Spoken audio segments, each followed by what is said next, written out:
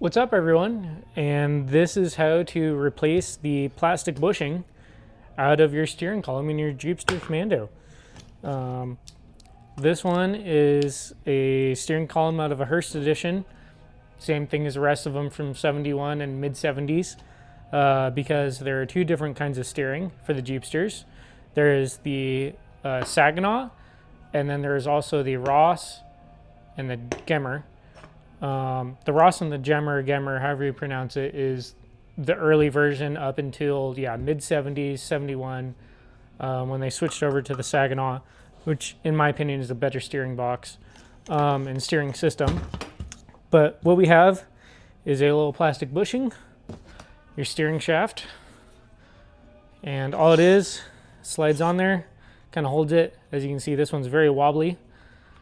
Now, all you have to do to replace this is take off your cap off of your steering wheel, take the cap off, get this guy out. There's 3 screws, flatheads, that holds on the horn button, and then there's a nut in the middle.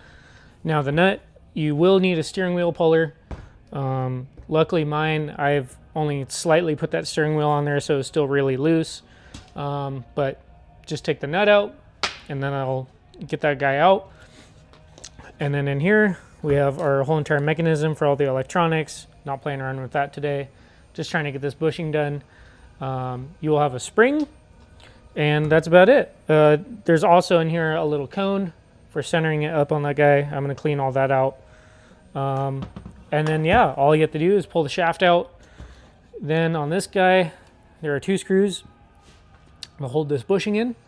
So take the 2 screws out, pull the bushing out, use a wire wheel, clean out in there just a little bit, stick the new guy in, make sure you can see this one is facing out towards the steering, and then put the new one in there. Remember, this is plastic though, so don't go too tight, don't ugga-dugga it, don't do anything crazy.